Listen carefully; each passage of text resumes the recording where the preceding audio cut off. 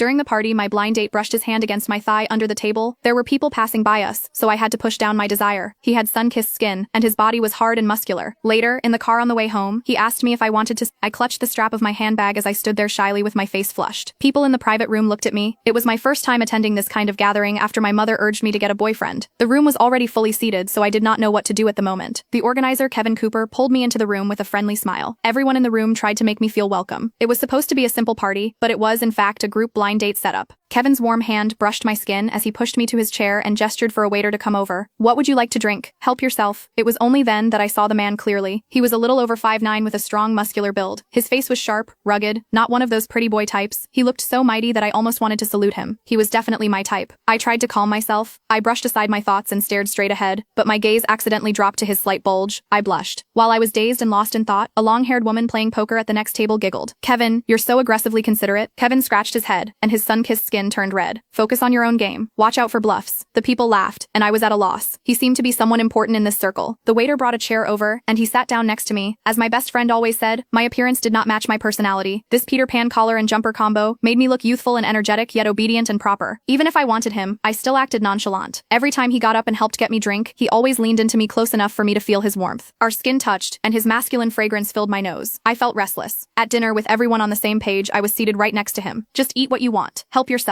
He served a piece of fish onto my plate and motioned me to try it. His voice was gentle and kind, which made me feel dazed. "I want to try it," I blurted out my inner thoughts, and both of us were stunned. "Sure." He flashed me a smile, though I was not sure whether he understood what I was implying. He picked up a piece of steak from another plate and put it onto mine. I thought about whether his lips were as soft as his words, and whether he could feed me in another way. The sudden fantasy triggered my nerves, which made me subconsciously gasp. It was terrifying. All the dishes were served very quickly. Someone took out a bottle of whiskey that he had brought. He bragged about it being a vintage brew we all had to try. A dozen people were excited, except Kevin. "Aren't you going to try it?" I held my glass with both hands and smiled softly. He shook his head. "It's better for one person to stay sober when everyone else gets drunk." I nodded in agreement. He was 10 years older than me, so he indeed thought about most things. My attraction toward him just caught me off guard. The way Kevin took care of me made my heart beat faster for some reason. People talked loudly because they were getting drunk. A chubby man was quarreling with a slim man. "What the heck did you say? I dare you to say it again." He slammed the table and shot up. The impact made his chair fall backward. It was too noisy, and I gasped. Kevin held my hand under the table. He mouthed two silent words to me. "Don't worry." The quarrel was still going on, but I looked down with a racing heart. The argument became louder and more heated. Other than a few people trying to pull them apart, everyone else stepped back to give them space. Kevin moved his chair and leaned closer to me. His breath grazed my skin, and it made my skin tingle. My heart raced. My palms started sweating. His grip tightened, and I squirmed. Kevin immediately asked, "What's wrong?" His deep voice made me shiver, and I stammered. I want to go to the restroom." I blushed and said shyly, but more surprisingly, my voice sounded very seductive for some reason. My voice was extremely